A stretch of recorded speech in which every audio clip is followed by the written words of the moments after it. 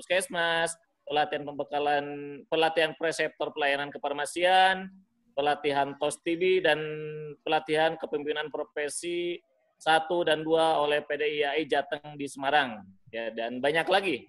Dan beliau berpengalaman juga memberikan materi di pelatihan-pelatihan yang berkaitan dengan kefarmasian, diantaranya pelayanan kefarmasian pada tenaga kefarmasian di puskesmas di Kabupaten Brebes, di Madura, menjadi pengajar pembekalan PKPA tentang standar pelayanan kefarmasian di puskesmas, di beberapa perguruan tinggi, ya, dan memberikan pelatihan tentang Gema Cermat Change Agent, ya, Agent of Change kepada apoteker di Kabupaten Tegal, Sragen, Kota Solo, dan lain-lain. Oke. Nah, itu pengalaman beliau memberikan pelatihan, dan yang pasti pengalaman beliau sempat di Apotek Gemini, Apotek Telefarma, di Puskesmas Genuk, di Puskesmas Halmahera sampai sekarang. Untuk lebih jelasnya lagi, nanti mungkin ada hal-hal yang sangat menarik dan bisa menjadi inspirasi bagi kita semua mengenai biodata dari beliau. Dan untuk sekarang kita sambut, kita berikan apresiasi yang luar biasa buat ibu kita yang mau berbagi. Terima kasih sekali lagi mau bekerja sama dengan BPK Ciloto dalam pelatihan pelayanan kefarmasian. Kita sambut Ibu Apoteker Arvin Faizatun. Ya, terima kasih Pak Rudi atas perkenalannya. Assalamualaikum warahmatullahi wabarakatuh. Waalaikumsalam warahmatullahi wabarakatuh. Saya langsung nih Pak Rudi dan Bu Kania.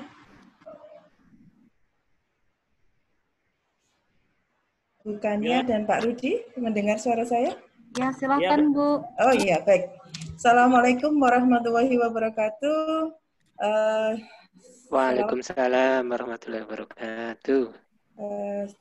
Syukur alhamdulillah kita panjatkan kehadirat Allah Subhanahu wa taala. Sampai detik ini di masa pandemi kita masih diberi nikmat sehat, alhamdulillah. Salawat serta salam tak lupa kita sampaikan kepada Nabi Muhammad SAW yang kita nantikan syafaatnya di yaumil akhir. Yang terhormat tim panitia dari BPK Ciloto, Ibu Kania dan Pak Agung Budi selaku tim teknis, kemudian Bapak Rudi Bastaman atau biasa nama kerennya atau nama pegawainya adalah Pak Rubas selaku tim pengendali teknis. Terima kasih atas perkenalannya. Izinkan saya diberi amanah oleh BPK Ciloto untuk mendampingi kita. Ini sifatnya sharing, saling bertukar pengalaman tentang pengelolaan sediaan farmasi dan bahan medis habis pakai sesuai dengan Permenkes nomor 74 tahun 2016, itu standar pelayanan kefarmasian di puskesmas. Izin share materi nggih.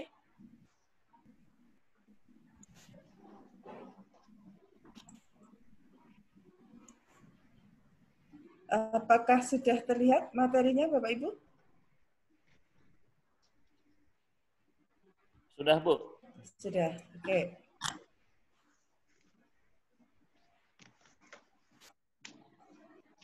Baik, kita akan menyampaikan tentang standar pelayanan kefarmasian yang pertama, yaitu pengelolaan sediaan farmasi dan bahan medis habis pakai di puskesmas. Disampaikan di pelatihan jarak jauh pelayanan kefarmasian bagi tenaga kefarmasian di puskesmas BPK Ciloto September 2020. Ya, ini kami perkenalkan dulu tim MI1. Terdiri dari 6 kelas. Tim MI1 ada Ibu Apoteker Dina dari Kemenkes, dari Direktorat Jenderal Yanfar. Kemudian ada Bapak Apoteker Andi dari Dinas Kesehatan di Jakarta. Kemudian saya sendiri dari Puskesmas Halmahera Kota Semarang. Ada Ibu Apoteker Mira dari Dinas Kesehatan Kabupaten Tasikmalaya. Kemudian ada Apoteker Medindia Verolita dari Puskesmas Kecamatan Penjaringan. Kemudian ada Ibu Apoteker Lina Nadila sebagai ketua tim kami dari Puskesmas Kecamatan Tebet. Ini sekilas biodata saya seperti tadi beberapa sudah disampaikan oleh Pak Rubas. Saya sebelumnya CPNS adalah tenaga teknis kefarmasian, kemudian saya izin belajar sampai akhirnya penyesuaian apoteker. Di Puskesmas Halmahera selain sebagai penanggung jawab farmasi, saya bertugas sebagai penanggung jawab UKM, Upaya Kesehatan Masyarakat, dan konselor farmasi tim PDP HIV.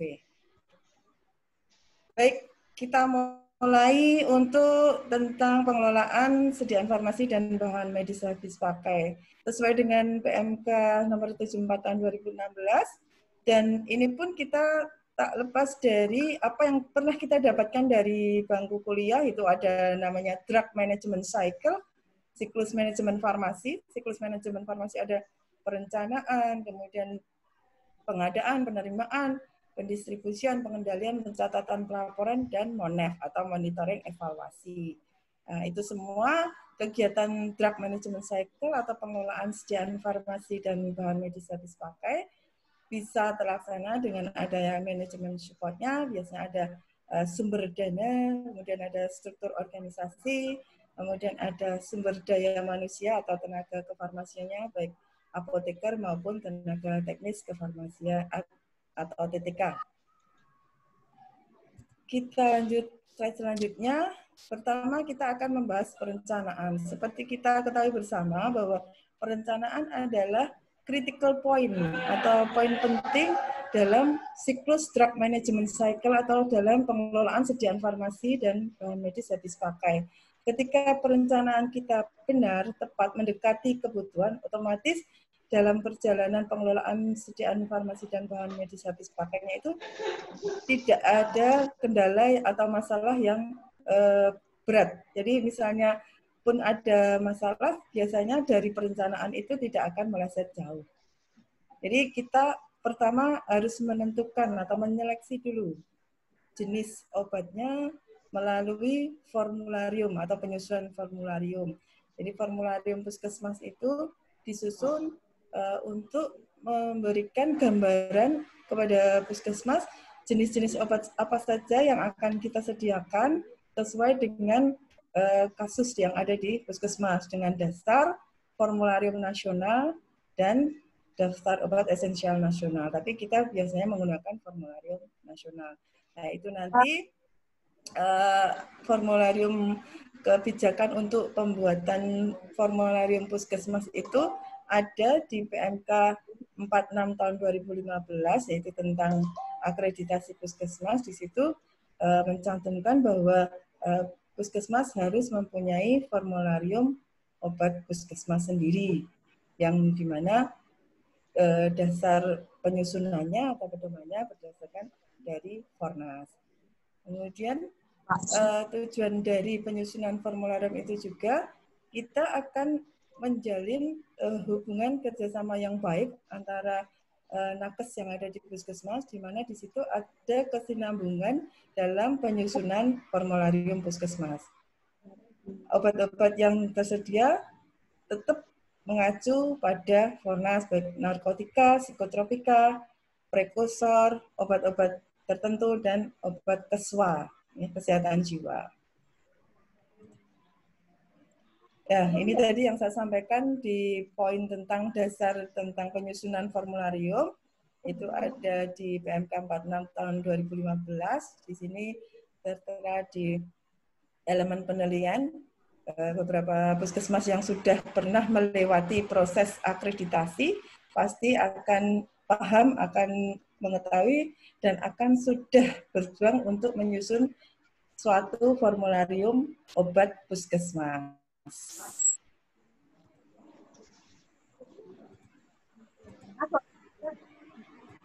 Nah, di sini penyusunan formularium puskesmas itu tidak semata-mata langsung ada. Jadi melalui mekanisme rapat, mekanisme minlok kalau di puskesmas biasanya.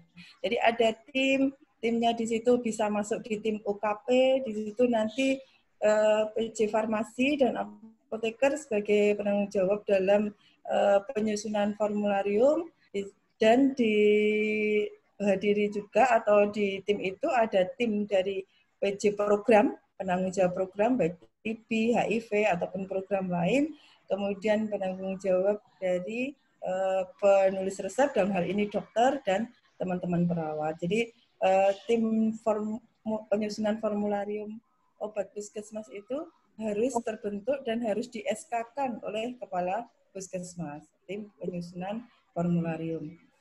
Di sini yang perlu kita garis bawahi terkait dengan formularium, terkait dengan adanya mekanisme atau dinamika perkembangan peraturan yang baru, dasar-dasar hukum dalam penyusunan formularium itu pun harus mengikuti. Jadi misalnya Fornas-nya itu sudah ada yang update 2019, maka dasar dalam SK penyusunan itu pun harus yang terbaru, jangan menggunakan yang 2013 lagi. Jadi terus misalnya ada standar pelayanan kefarmasian yang terbaru pun harus ngikut untuk diupdate. Jadi kita SK-nya itu selalu diupdate setiap tahun. Ada nggak perubahan regulasi? Ada nggak peraturan-peraturan yang terbaru terkait dengan formularium?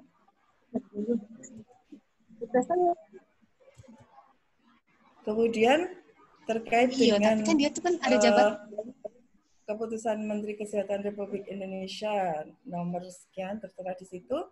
Di situ di poin ke-9 terdapat kata-kata bahwa penata laksanaan pasien JKN harus mengacu pada formularium puskesmas. Maka dari itu untuk era-era sekarang formularium puskesmas hukumnya wajib ada di semua puskesmas.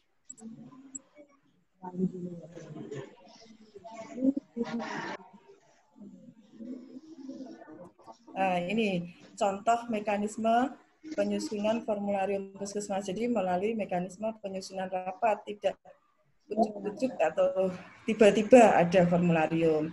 Di situ masukan-masukan dari PJ program, kemudian dari dokter gigi, perawat, bidan, masukannya seperti apa, kita nanti susun, kita sampaikan dengan dasar-dasar dari Fornas. Beberapa mungkin ada dokter ataupun dokter gigi yang mengusulkan obat-obat yang di luar formularium nasional, itu harus dibahas bersama dengan kepala puskesmas juga, karena guideline kita satu Indonesia Raya ya tetap formularium nasional itu.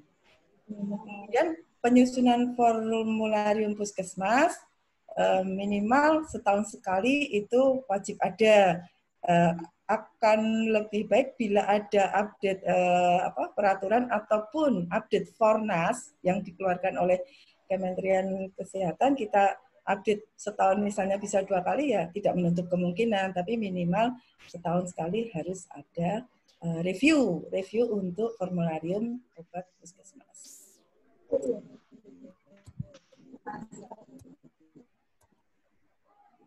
Baik, tentang formularium sudah selesai. Kita masuk ke tema rencana kebutuhan obat atau perencanaan obat. Ini masuk dalam bagian perencanaan obat. Seperti Bapak Ibu yang sudah menyusun tugas RKO, rencana kebutuhan obat itu kalau di puskesmas metodenya ada konsumsi dan ada morbiditas. Kalau morbiditas itu lebih kepada program. Kalau konsumsi itu dari obat-obat rutin yang kita gunakan. Jadi dasar penyusunannya atau dasar penghitungannya adalah konsumsi obat oleh pasien 1 tahun yang lalu. Mempunyai kalau dengan standarnya formnya Kemenkes, ada rencana kebutuhan obat, di situ ada stok obat tahun yang lalu, kemudian pemakaian rata-rata per bulan di tahun tersebut yang lalu itu, kemudian jumlah kebutuhan obat tahun tahun ke depan dengan rumus pemakaian rata-rata dikalikan 18.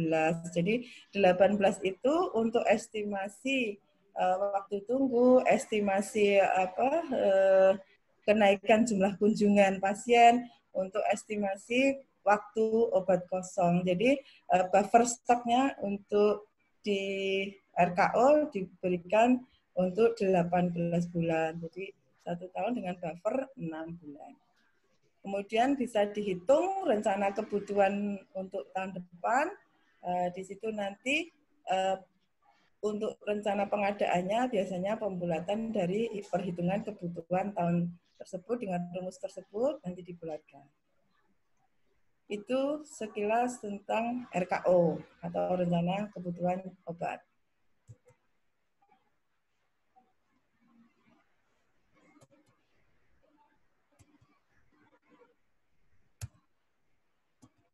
Ya, kita masuk ke manajemen farmasi, pengelolaan sediaan farmasi dan bahan medis habis pakai yang kedua. Setelah kita menyusun formularium, kita menyusun RKO atau menyusun perencanaan obat, lalu proses selanjutnya adalah pengadaan. Pengadaan ada dua, yaitu permintaan yang ke dinas dan pengadaan mandiri melalui e-katalog. Terkait dengan permintaan ke dinas itu biasanya merupakan alokasi dari perencanaan yang kita buat tahun sebelumnya. Jadi nanti masing-masing kabupaten kota mempunyai kebijakan sendiri-sendiri untuk dropping obat dinas, baik misalnya ada yang tiap bulan, ada yang 2 bulan sekali, ada yang 3 bulan sekali. Itu kebijakan daerah masing-masing. Yang utama perlu digarisbawahi bahwa dropping atau pengiriman obat dari dinas ke puskesmas yang merupakan permintaan kita itu berdasarkan pada perencanaan yang sudah kita buat melalui RKO. Jadi kalau misalnya saya sampaikan tadi di awal bahwa perencanaan merupakan critical point atau titik penting dalam pengelolaan sediaan farmasi dan bahan medis habis pakai ya di sini. Jadi ketika kita dari awal menyusunnya sudah tidak benar, otomatis nanti ketika kita melakukan pelayanan ada kekosongan obat, ada terjadi obat ED yang kita tidak perhitungkan sebelumnya. Jadi makanya penghitungan RKO itu harus benar-benar tepat sesuai dengan FLP yang sudah kita laporkan setiap bulan dan setiap tahunnya. Kemudian untuk pengadaan mandiri melalui e-katalog, ini memang kebijakan daerah masing-masing beda-beda. Tetapi yang perlu digarisbawahi dalam pengadaan mandiri itu harus ada PPK, pejabat pembuat komitmen, kemudian ada pejabat pengadaan. Jadi mekanisme masing-masing daerah itu yang harus ada. Kalau misalnya di daerah Bapak Ibu semua belum melalui pengadaan sendiri oleh puskesmas, biasanya karena mungkin untuk pejabat pengadaannya belum ada. Kalau pejabat pembuat komitmen biasanya otomatis kepala puskesmas, tapi pejabat pengadaan belum ada, ikut dari dinas. Kalau sudah ada, biasanya melalui e-purchasing untuk pengadaannya apabila daftar obatnya ada di e-katalog.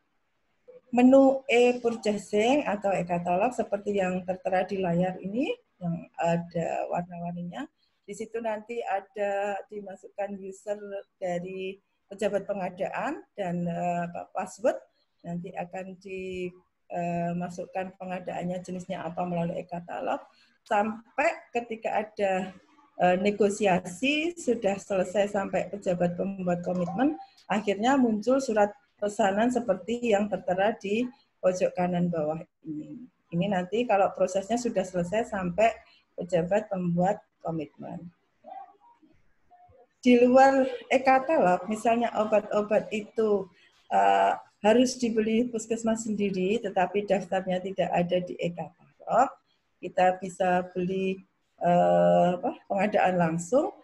Tetap syarat pengadaan, syarat distribusi harus melalui surat pesanan tertanda tangan apoteker bersipa. Bersipa yang berlaku, Serkom, STR-nya masih berlaku, dan obat bahan medisnya harus mempunyai izin edar resmi dari Bepom.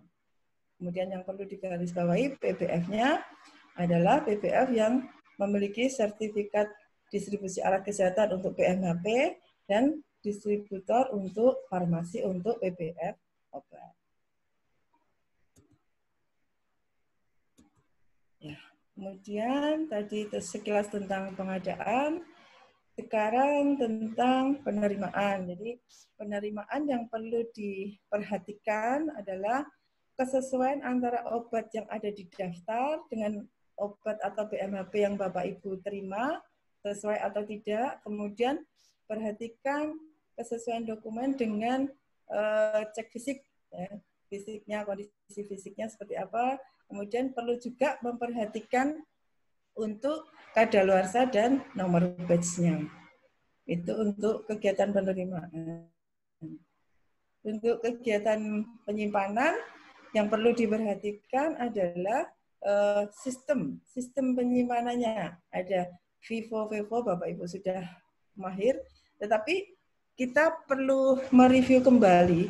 Ada beberapa kejadian pemusnahan obat itu berawal dari FIFO yang tidak dijalankan. Jadi first expired, first out, kemudian first in, first out-nya itu benar-benar harus dijalankan ketika dalam proses distribusi dan penyimpanan. Kemudian yang perlu dibarisbawahi lagi adalah untuk LASA dan hack alert. Karena ketika kita tidak melakukan pelabelan LASA, di situ nanti akan bisa terjadi medication error yang kalau kita semua sudah pernah dengar, yang namanya KPC, kejadian potensial cedera. Pelabelan yang tidak tepat, tidak ada label LASA, itu bisa menyebabkan kejadian potensial cedera atau KPC.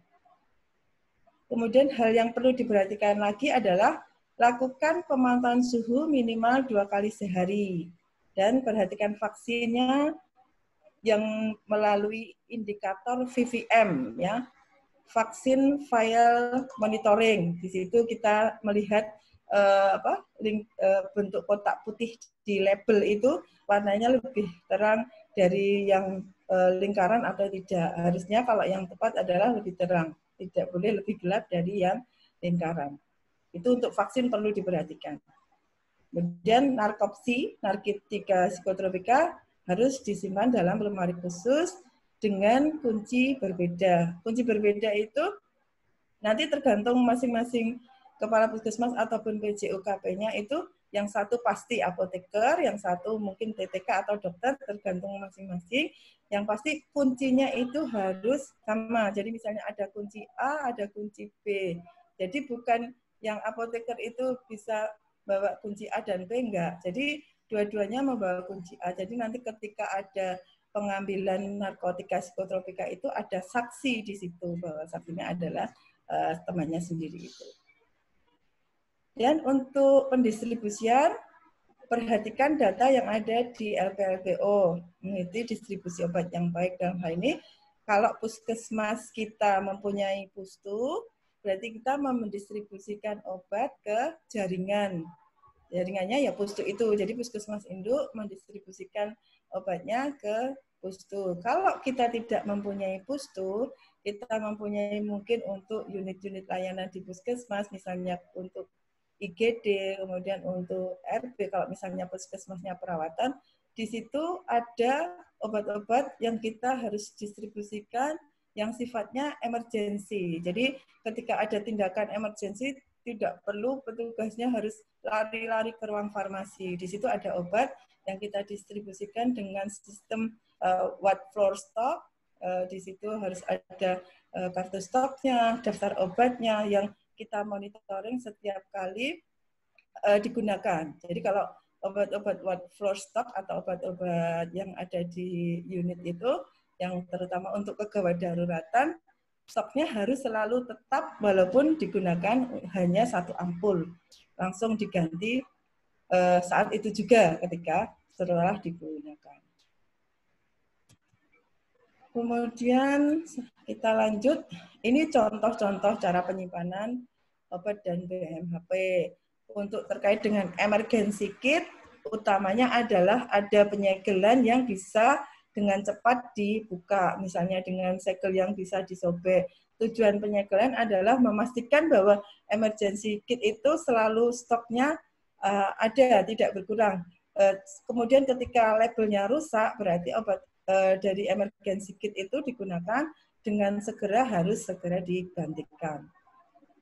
Kemudian terkait dengan obat-obat pengadaan sendiri, mengapa perlu ditata atau disimpan tersendiri dari obat-obat yang APBD atau obat yang dikirim dari dinas, itu lebih pada ketika ada pemeriksaan dari Badan Pemeriksa Keuangan. Di situ biasanya nanti akan ditanyakan obat mana yang beli sendiri. Kalau kita penataannya masih mencampur dengan obat-obat yang didistribusikan dari dinas, otomatis nanti kita akan kesulitan. Mana ya obat yang kita melakukan pengadaan sendiri ya. Tetapi kalau kita sudah mempunyai etalase sendiri itu khusus untuk yang pengadaan dengan tetap melakukan sistem penyimpanan alfabetis, vivo, LASA high alert, pasti kita akan lebih cepat memberikan informasi kepada pemeriksa.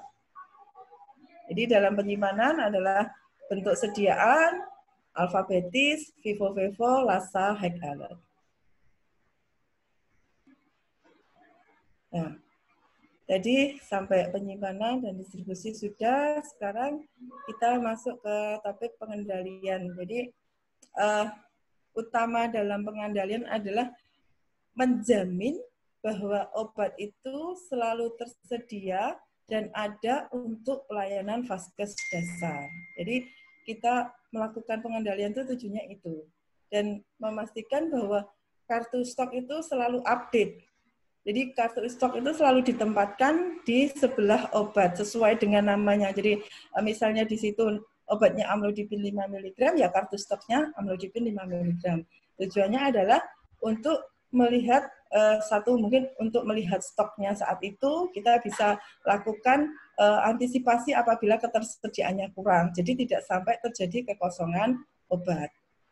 Kemudian untuk melihat masa kadaluarsanya juga tujuan adanya kartu stok. Jadi bisa dilihat misalnya 2 bulan ke depan, 3 bulan ke depan obat tersebut akan memasuki masa kadaluarsa. Bagaimana pengendalian kita? Bagaimana antisipasi kita?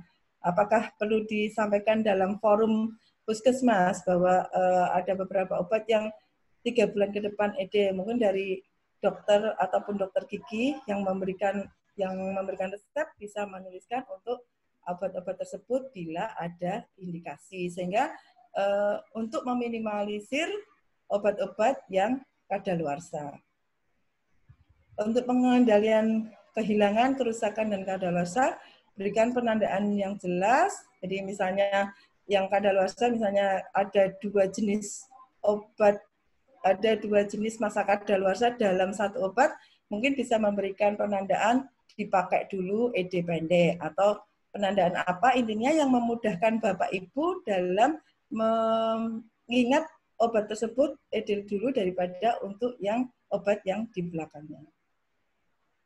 Kemudian yang utama dari pengendalian adalah bangun komunikasi ke dokter gigi, dan tenaga kesehatan lain kaitannya dengan untuk pengendalian obat seperti yang saya sampaikan tadi. Jadi ketika komunikasi kita baik, kita bisa menyampaikan maksud kita dengan baik, insya Allah nanti akan diterima oleh dokter dan dokter gigi.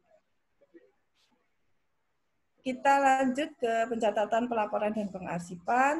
Ini mungkin kegiatan administratif ya, yang kalau orang ikut mungkin jenuh ya, tetapi ketika pencatatan, pelaporan, dan pengarsipan kita ini tidak rapi, pasti bisa dipastikan pengelolaan sediaan farmasi dan bahan medis habis pakai kita tidak rapi ataupun acak-adul, amburadul ya, seperti itu. Jadi mulai dari yang terkecil, kartu stok, kemudian buku-buku mutasi antar ruang. Jadi panjenengan harus mempunyai buku-buku misalnya dari laborat menghendaki reagen dan bahan medis habis pakai untuk pelayanan di laborat. Itu nanti dia tiap bulan minta harus ada surat bukti keluarnya, ada buku mutasinya, kemudian setiap bulan juga petugas laborat harus mengirimkan laporan pemakaian reagen dan BMHP tersebut. Itu penting sekali, karena ketika ada auditor, entah dari inspektorat, entah dari badan pemeriksa keuangan, itu nanti yang akan dilacak. Ketika pencatatan pelaporan kita bagus, otomatis kita aman dalam pemeriksaan apapun. Untuk arsip-arsip, sesuai dengan peraturan, disimpan selama 5 tahun. Nanti kalau misalnya pemusnahan resep, masing-masing kabupaten, kota, ataupun daerah-daerah mempunyai kebijakan sendiri.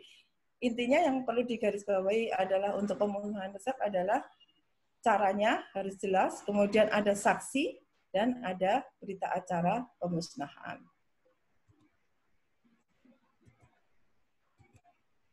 Kita masuk ke topik yang terakhir, MONEF, monitoring dan evaluasi. Pemantauan dan evaluasi dilakukan secara periodik. Monggo dari puskesmas yang menetapkan. Misalnya kalau monitoring itu otomatis tiap bulan. Namanya monitoring itu tiap bulan. Tapi kalau evaluasi bisa 3 bulanan, bisa 6 bulanan, bisa 1 tahun. Jadi nanti evaluasi itu harus melalui tim.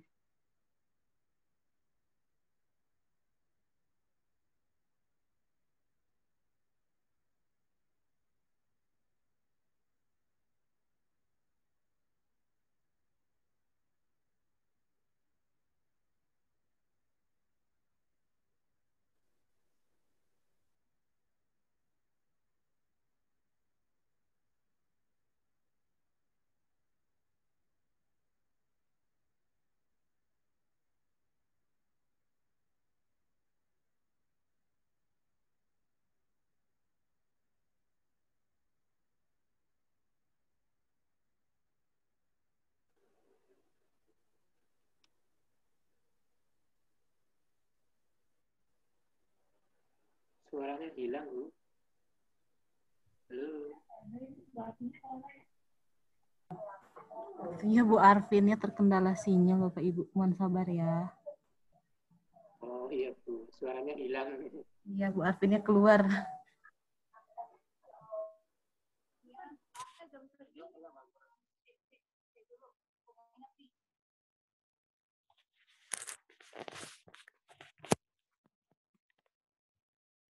Oke, Bapak dan Ibu, mohon bersabar sebentar karena Ibu artinya mengalami dan signal. Jadi mohon bersabar sebentar. Oke. Tadi sudah disampaikan beberapa poin-poin yang disampaikan oleh Bu Arti. Nanti silakan Bapak dan Ibu apabila ada hal yang ingin ditanyakan dicatat dulu dan nanti bisa ditanyakan di akhir materi. Ya. Gimana Pak Fatoni? Saya lihat Pak Fatoni agak-agak ngeri nih. Alhamdulillah sehat. Sebentar, saya hilangin dulu background. Maaf Bapak Ibu tadi sempat terputus. Oke, sudah hadir Ibu? Ya udah, ada iklan mungkin tadi ya, nggak tahu kok putus sendiri ya. Biasa Bu. Kalau ini biasa Bu. Kita saling mengisi saja. Silakan dilanjut Ibu, suaranya cukup jelas.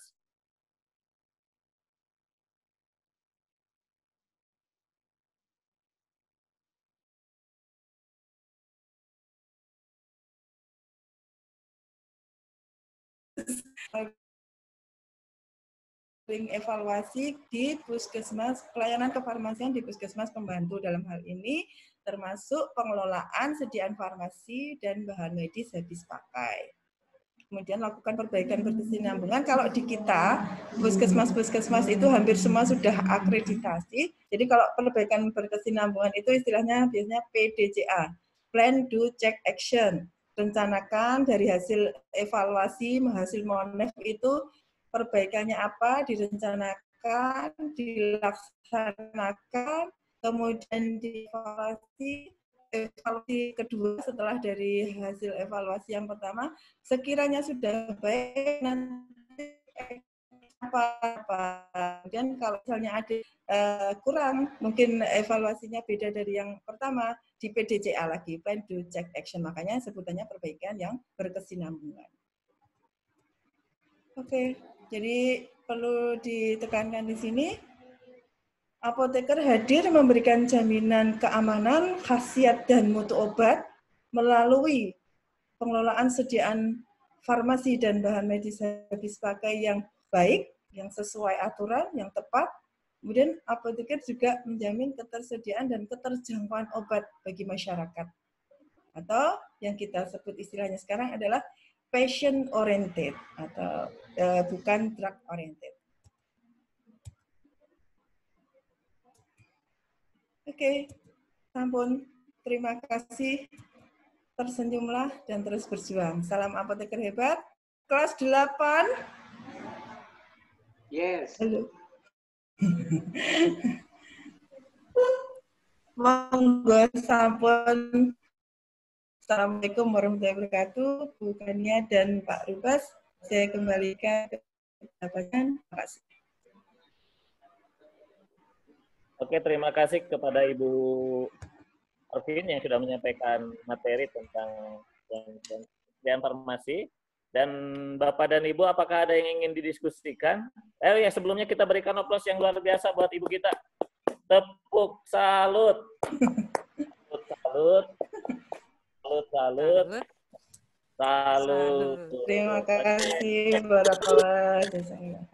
Masih berkenan untuk diskusi ya, Bu ya? Siap, insya Allah. Semoga saya dimaafkan. Ada yang ingin didiskusikan, silahkan.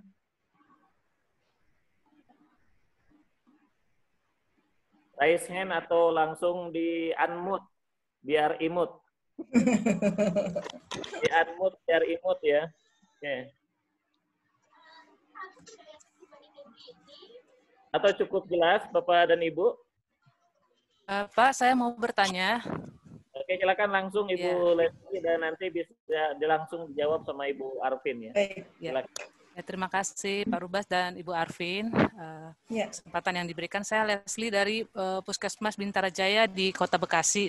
Ya, pertanyaan saya Bu, mengenai obat-obat yang tidak tercantum dalam formularium nasional, tapi kita masih butuh untuk di puskesmas atau diresepkan oleh dokter, dan setelah ada rapat begitu perencanaannya itu mereka ingin dimasukkan seperti itu. Itu bagaimana Bu pengelolaannya? Apakah kita buat telaahnya, kita buat sendiri formularium puskesmas, ataukah harus saklek ikut dengan formularium nasional? Ya, terima kasih Bu. Ya. Terima kasih Bu Leslie atas pertanyaan. Pak Rubas, saya jawab langsung atau dikumpulkan dulu? Saya manut. Langsung saja Ibu. Oh siap, langsung ya. Gini Bu Leslie, jadi tidak menutup kemungkinan ada obat yang di luar Fornas untuk pelayanan di Vaskes kita. Kalau di puskesmas kami pun masih ada, itu untuk obat-obat ponet ya. Obat kegawat daruratan ponet itu tidak ada di Vaskes 1, semua Vaskes 2 dan Vaskes 3. Mekanismenya adalah puskesmas membuat suatu kajian, bisa dari latar belakang atau dari permasalahan yang ada di puskesmas. Kajian itu nanti dibawa ke dinas, karena puskesmas adalah UPTD, unit pelaksana teknis dinas. Kita masih ada pimpinan kita di atas, ada dinas. Dari situ nanti dinas yang akan mengelola, biasanya nanti akan dibuatkan suatu SK, surat keputusan, baik surat keputusan wali kota ataupun surat keputusan kepala dinas kesehatan, yang nantinya dalam bentuk obat-obat yang memang dibutuhkan di puskesmas, di mana obat tersebut masuk dalam Vaskes 2. Jadi dari puskesmas membuat kajian dulu. Jadi untuk dinas ataupun wali kota membuat SK itu ada dasarnya, ada kajian. Seperti itu. Oke, terima kasih Ibu. Sama-sama. Terima kasih Bu. Bu Leslie ya, terima kasih Bu Leslie atas pertanyaannya. Sama-sama Pak, terima kasih. Ibu Rina Raisen itu, silakan Bu Rina di unmute. Tanya Pak Rubas. Assalamualaikum Pak Rudi. Oke, Bu Rina dulu ya Pak. Mau tanya sama apoteker Arvin. Arvin. Ini sebenarnya sudah makanan kita sehari-hari Mbak, cuman terkait almari psikotropik narkotik. Ya. Itu sebenarnya 2 pintu terpisah, pintu di dalam pintu, atau 2 kunci terpisah. Karena akhirnya menjadi berbeda maknanya. Dulu itu waktu saya pelatihan di Sidoarjo itu katanya 2 kunci terpisah, jadi tidak perlu pintu di dalam pintu. Tapi keseringan dari dinas kesehatan itu pintu di dalam pintu, jadi pintunya double. Jadi dalam satu almari, saya kan punya almari gandeng 2 gitu Mbak, kanan sama kiri. Itu akhirnya pintunya 4. Ya. Paham, mintanya. Yang benar seperti apa Mbak? Terima kasih ya. Ya, terima kasih Mbak Rina. Dari mana tadi? Lupa. Kota Blitar. Blitar. kita masih menganut sesuai yang dari Peraturan Menteri Kesehatan dan dari beberapa surveyor yang memberikan pendampingan ke kita bahwa pintu narkotika adalah pintu di dalam pintu. Jadi dengan kunci yang beda nanti seperti yang jenengan sampaikan tadi, misalnya pintunya ada kanan kiri, jadi pintunya 4. Di dalam masih ada pintu lagi. Seperti itu. Saya masih menganut yang itu sih. Jadi kita di Jawa Tengah masih menganut yang aturan itu sesuai dengan survei akreditasi yang terbaru kemarin. Itu, Bu Rina. Oke, makasih Mbak Arifin. Iya, sama-sama. Menganut kepada standar ya Bu ya, standar. Iya. Oke. Selanjutnya tadi Pak siapa tadi lupa? Pak Tony. Pak Ketua. Silakan. Assalamualaikum warahmatullahi wabarakatuh. Waalaikumsalam warahmatullahi wabarakatuh. Selamat siang Mbak Arifin, Mbak Tutor yang saya hormati. Mbak ini mau tanya Mbak, untuk bagian penyimpanan, kita kan banyak sediaan ya, infus itu terutama, itu kan kita menggunakan palet sebetulnya. Kalau yang idealnya kan paletnya yang dari plastik, kayak palet yang dari pabrik. Betul. Itu yang paling bagus. Nah, sementara ini kan kita punyanya yang dari dinas, kayu. Kemudian yang masih dari kayu. Nah, pertanyaan saya, ketinggian palet dari permukaan tanah itu berapa senti? Kemudian sela antara infus dengan tembok itu idealnya berapa senti? Saya nyari sumbernya kok belum ketemu. Terima kasih. Oke, ya baik Pak Fatoni, saya berusaha jawab. Untuk palet yang ideal seperti yang sudah disampaikan Pak Fatoni adalah dari plastik, ya.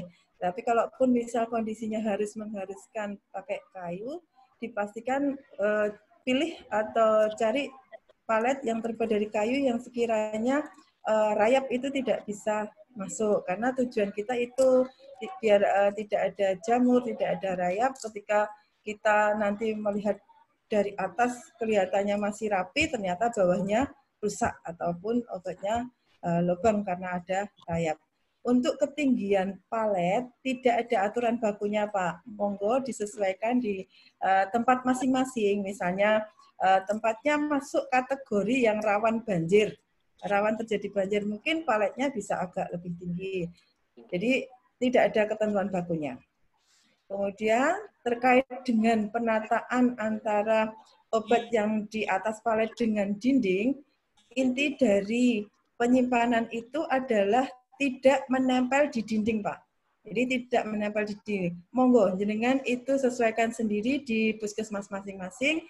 Sekiranya tidak menempelnya seberapa, disesuaikan dengan luas gudang penyimpanan masing-masing. Begitu Pak Tani yang bisa saya jawab. Oh iya, terima kasih Bu. Assalamualaikum warahmatullahi wabarakatuh. Waalaikumsalam warahmatullahi wabarakatuh. Warahmatullahi wabarakatuh. Bapak dan Ibu masih ada? Atau cukup? Dan kami sampaikan apabila ada pertanyaan, tidak hanya di sini saja, di ruang di ruang grup WA masih bisa ya Ibu ya? Ya, siap. Oke. Ini kayaknya masih pada Eko sendiri dengan penugasan. Semangat Bapak Ibu. Semangat. 24 jam, 7 hari. 24 SKP, pokoknya semangat deh. Digeber terus. Penugasannya luar biasa ini Bu Arifin. Ya makanya soalnya dapat 24 SKP Pak, jadi luar biasa. Semangat ya Bapak Ibu. Luar biasa tapi tetap semangat Pak. Yakin pasti bisa. Ya. Iya betul. Apoteker yang luar biasa. Iya. Terpilih karena yang ngantri banyak. Betul, itu NP-nya Pak Rubas yang ngantri banyak. Itu yang terpilih. Oke Bu Heni. Mbak Heni mau bertanya ini. Bu Heni silakan. Di-unmute dulu.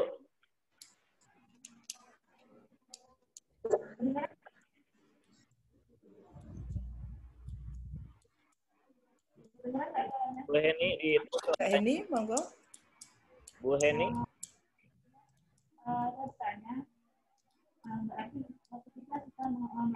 Maaf suaranya nggak dengar. Siapa ya yang bertanya, nggih? Suaranya kurang jelas.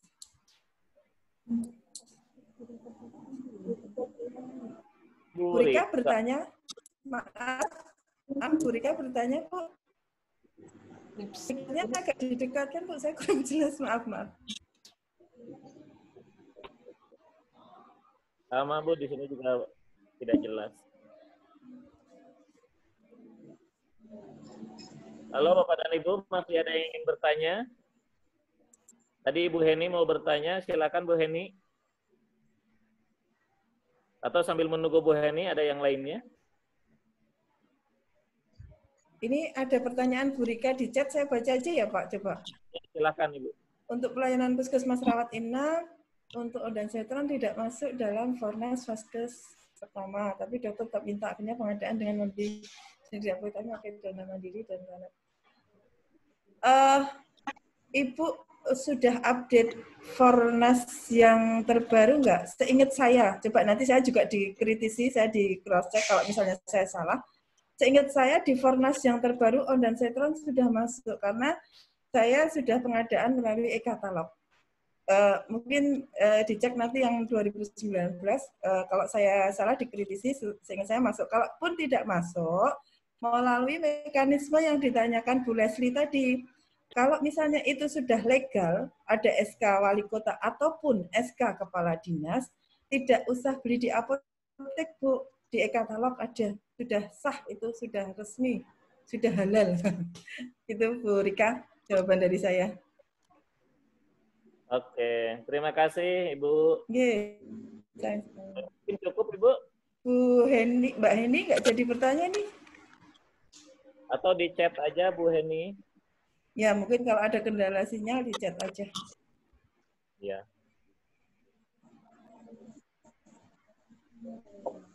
Waktunya bukan ya, udah habis apa masih ada? Batas waktunya berapa jam? Kania.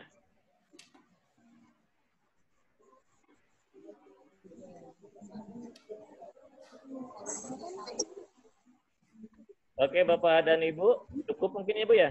Ya, saya manut saja sekiranya nanti mau ada yang di balik layar, enggak apa-apa. Di WA Group masih terbuka ya, Bu ya? Ya, siap. Insya Allah siap. Terima kasih, Bu, luar biasa. Ya, terima kasih. Oke, itu ada, Bu, dari Bu Heni akhirnya. Oh ya, untuk perencanaan obat dan PMHP yang tidak tercantum dalam RKO, apakah harus membuat form sendiri, dan ketika perencanaan kendala di Dinkes adalah anggaran yang terbatas, jadi bagaimana solusinya? Oke, kalau untuk terkait dengan perencanaan obat yang tidak ada di form RKO, kalau di Dinas Kesehatan Kabupaten Kota masing-masing biasanya tetap ada form tersendiri. Jadi formnya tidak hanya RKO, di kami pun ada form tersendiri. Dan itu nanti melalui mekanisme IFK Dinas Kesehatan bisa direncanakan, bisa diajukan untuk anggaran APBD. Jadi misalnya Anda membuat untuk tahun depan, ya mungkin untuk tahun ini belum ada karena kajiannya memang belum ada. Tetapi kalau misalnya pengusulan Anda baru kali ini, otomatis insya Allah tahun depan itu masuk dalam anggaran, jadi untuk anggarannya ada. Seperti itu Mbak, ini yang bisa saya jawab.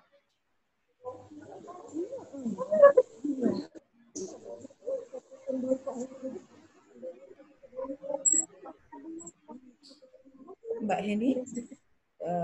Ada yang masih belum jelas atau ada yang masih perlu dikonfirmasi?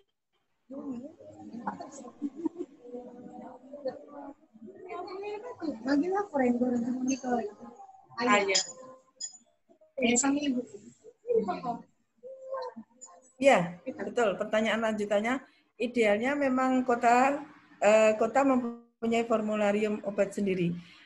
Itu memang butuh perjuangan, butuh kajian panjang karena memang belum semua kabupaten kota mempunyai formularium obat sendiri. Di Semarang pun ini masih on proses, saya dimasukkan dalam tim penyusunan formularium obat tingkat kota. Ya, itu bisa dijadikan masukan Mbak nantinya. Itu Mbak ini. Timnya, oke, timnya bisa. kalau dari puskesmas pasti ada tim sendiri, nggih. Nanti itu yang memberikan usulan ke dinas. Timnya kalau di puskesmas PJ Farmasi, kemudian tim dari UKP, dokter gigi, perawat, bidan, selaku user dalam pelayanan masing-masing ruang yang akan memberikan usulan tentang obat-obat tersebut. Nah, itu nanti membuat suatu draft kajian tentang obat-obat di luar RKO. Nah, nanti dari tim dinas itu biasanya tim perencanaan obat terpadu. Tim itulah yang nantinya akan membuat suatu bentuk formularium kota, formularium obat kota atau kabupaten. Jadi tim POT namanya, kalau di kita namanya tim POT, tim perencanaan obat terpadu. Seperti itu, Mbak Heni.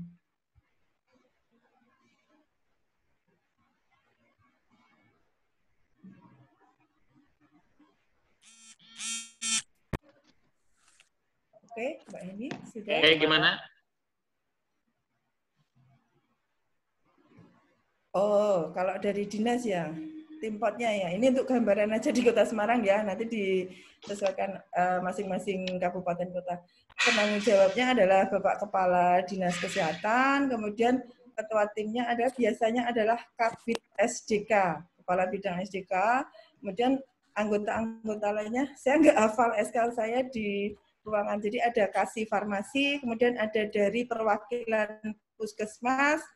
Di situ biasanya nanti bisa dokternya, bisa apotekernya, dan ada perwakilan dari dokter gigi, seperti itu. Ada pertanyaan dari Bapak Reza. Ya Bu, ada pertanyaan Bu dari Pak Reza itu Bu. Bagaimana menyikapi bila terjadi double pembelian? Harusnya tidak ada double pembelian ketika usulan dari puskesmas itu melalui mekanisme persetujuan dinas. Jadi misalnya untuk gambaran saja seperti ini. Di dinas melalui UPTDI FK, instalasi farmasi kabupaten atau kota itu adalah suatu UPTD yang mendistribusikan obat ke puskesmas.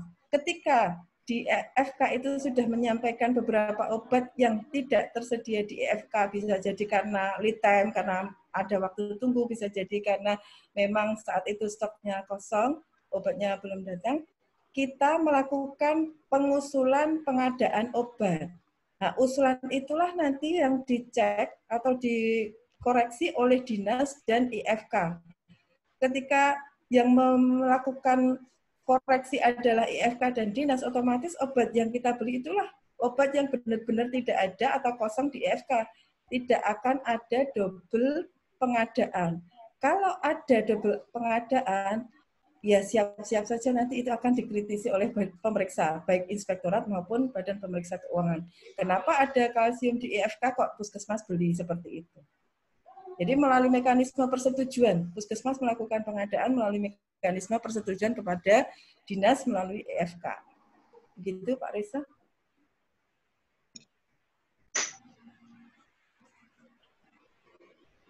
Oke, gimana? Pak Reza bisa dimengerti? Ya, jadi gini Bu, ya, dulu kita itu ada kasus kan? Ya. Lah itu kan biasanya di awal tahun kan di IFK udah ada list obat saja yang dibeli di IFK. Nah, kita beli yang di luar IFK itu ya, Bu betul. Ya. Nah, akan tetapi di pertengahan jalan tuh obat A itu ternyata belum datang dari penyedianya, dan sedangkan stok kita kan kosong, otomatis kita harus membelinya dengan jumlah yang kita nggak tahu kepastian datangnya itu kapan kan Bu ya. Ya. Oke. Saya itu paham bagaimana yang dimaksud, ya Bu ya, biasanya apakah nanti bisa jadi temuan inspektorat atau harusnya ada surat pernyataan dari IFK atau gimana ya Bu? Oh gitu.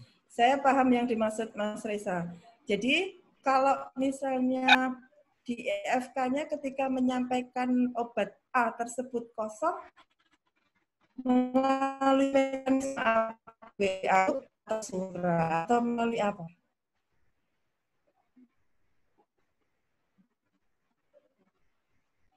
Di unmute dulu Mas Reza. Halo Mas Reza. Masih mute itu speakernya, di unmute dulu. Ya, ketika IFK menyampaikan bahwa obat A itu kosong itu melalui mekanisme apa? Ada surat resminya, ada daftarnya, ada melalui WA atau gimana? Itu nanti yang jadi bukti ketika kita dilakukan pemeriksaan oleh BPK ataupun inspektorat. Satu. Yang kedua, ketika kita melakukan pengadaan obat A tersebut, otomatis nanti akan ada bukti pembelian melalui faktur. Di faktur itu tertera tanggal penerimaan, tanggal pembelian, tanggal pengadaan. Ketika tanggal itu dengan tanggal IFK mengumumkan obat kosong itu beda, otomatis pembelian Anda untuk obat A itu sah atau legal. Jadi belinya saat IFK kosong dan kita pun tidak bisa kosongnya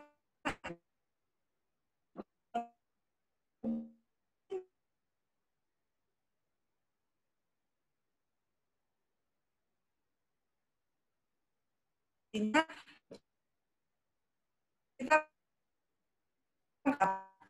makanya saya pun untuk faktur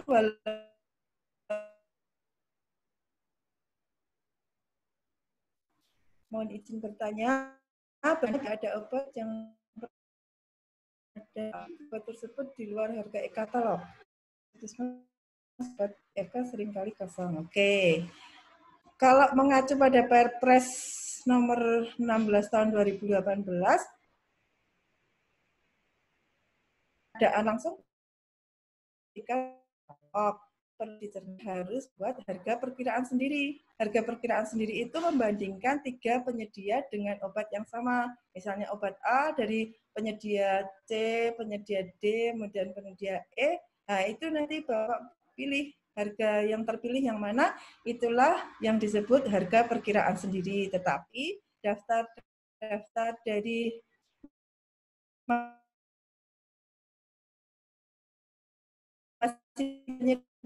simpan. Jadi nanti ketika ada perusahaan, ada bukti bahwa kita sudah melakukan membandingkan harga atau membuat harga perkiraan sendiri. Kalau teknis pengadaan langsung ya seperti pengadaan yang sudah kita cermati bersama ketika di apotek ataupun di rumah sakit, di puskesmas ya sama. Harus ada surat pesanan bertanda tangan oleh SIPA, oleh apoteker bersifat, masih berlaku, Serkom, kemudian STR yang masih berlaku. Kemarin saya sempat ditolak oleh suatu distributor karena walaupun SIPA saya masih berlaku, tetapi mereka tahu Serkom saya dalam perpanjangan. Jadi semuanya harus masih dalam masa berlaku, Serkom, STR, dan SIPA. Demikian Pak Toha yang bisa saya sampaikan. Ibu Heni bertanya satu lagi. Pak Toha ada yang konfirmasi lagi?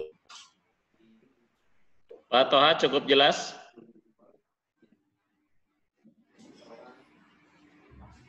Saya ke Bu Heni dulu nggih kalau Pak Toha. Kaitan Ibu. Oke. Masalah pengadaan obat dan biaya medis ketika obat kosong tak ada yang berani melakukan. Oke. Kalau terkait dengan PLUD memang harus melalui dinas. Puskesmas tidak bisa melakukan pengadaan sendiri. Jadi secara peraturannya dari pihak puskesmas melakukan pengajuan ke dinas. Seperti itu, Mbak Heni. Mbak Heni, ada yang perlu dikonfirmasi lagi? Oke, saya... Dari Bu Erna tadi sudah belum, Bu? Belum. Ya. Nah, dulu ya, Pak. Kebetulan Bu Heni belum. Oke, terkait pelabelan massa dan high alert. Secara peraturan, iya Bu. Jadi massa dan high alert itu masing-masing. Jadi misalnya di situ ada 30 box vitamin, label rasanya, ada label hak alotnya. Kemudian dalam satu ampul itu ada, dalam satu dos si epinefrin, katakanlah ada 30, masing-masing ampul itu ada label hak alotnya, seperti itu. Jadi di obatnya bukan di rak penyimpanan, di menempel atau bergabung dengan obatnya masing-masing. Oke. Pak Toha lagi, Perpres yang mengatur tentang pengadaan nomor 16 tahun 2018, Pak. Nomor 6.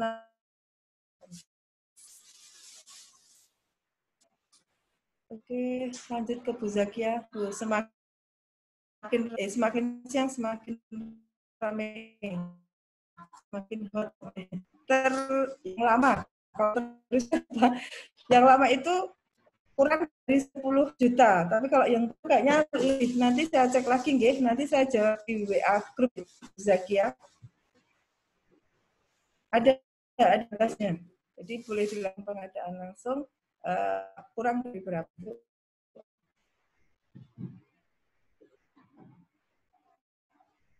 Ada lagi?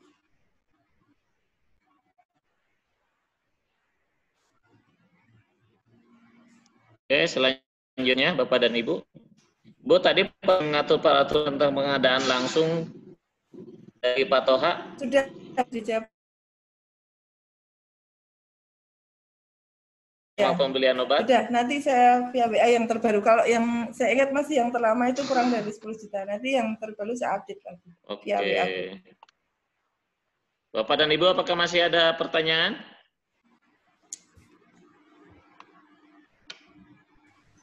Saya mau bertanya lagi, Bu Arvin. Boleh. Ya, monggo. Ya, Pak Rubas. Ya.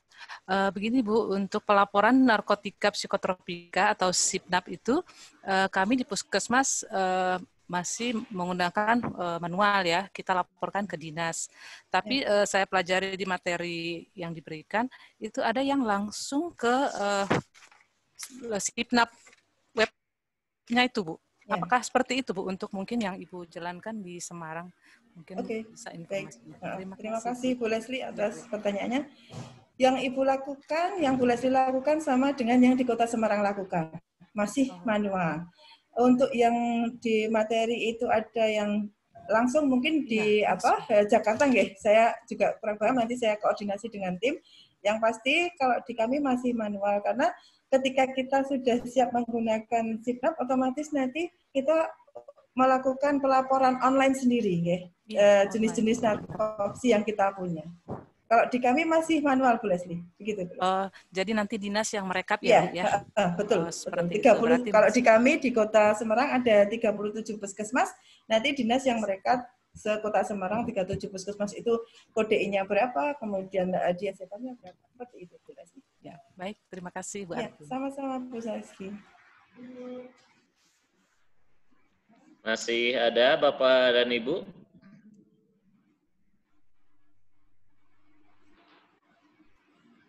Silahkan, waktu masih ada, dan Ibu Arvin insya Allah masih siap sedia. Masih siap. Kemarin malam juga, Bu. Fasilitator itu di sini hanya virtual aja, selanjutnya sepanjang waktu. Betul, Pak Rubas tahu aja. Oke, Bapak dan Ibu, kalau tidak ada, ya.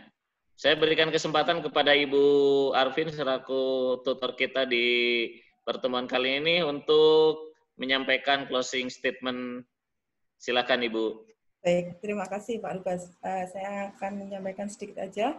Seperti yang sudah saya singgung sedikit di tadi, apoteker harus melakukan pengelolaan obat, sediaan farmasi, dan bahan medis habis pakai adalah orientasinya adalah patient oriented.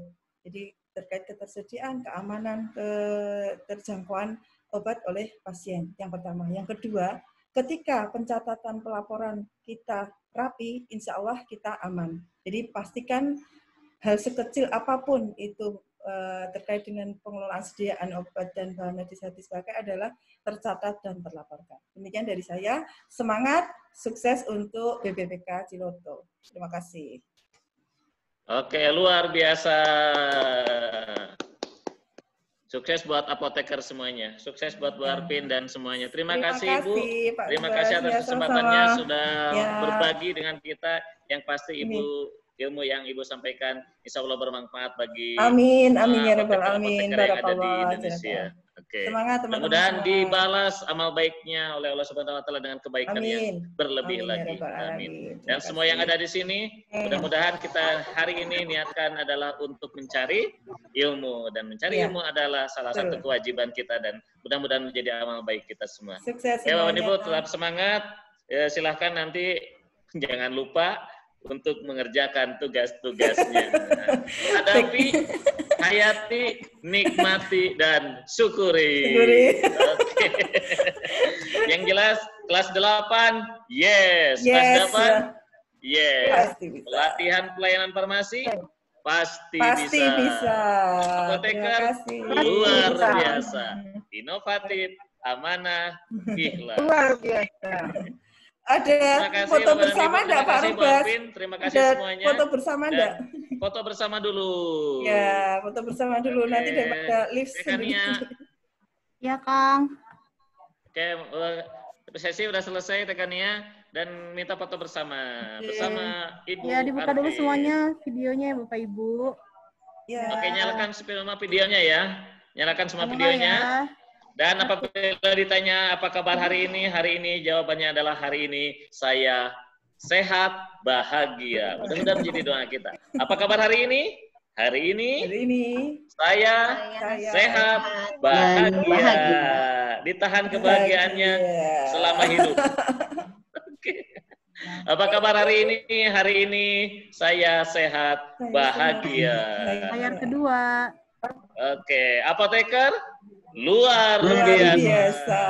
Mbak Kania, wajah saya terlihat kemarin nggak terlihat. Amanah, ikhlas. Oke. Sudah Ibu. Terima kasih. Assalamualaikum warahmatullahi wabarakatuh. Mbak Kania, Pak Rubas, kembali di dunia maya selanjutnya. Dan saya juga undur diri.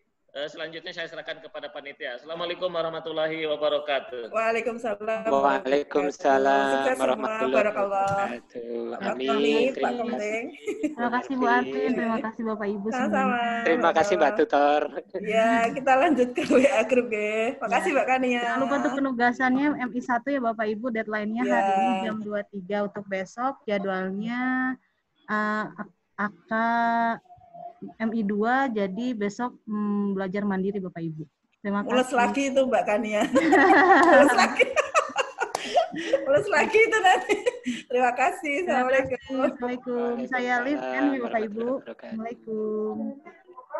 Waalaikumsalam warahmatullahi wabarakatuh.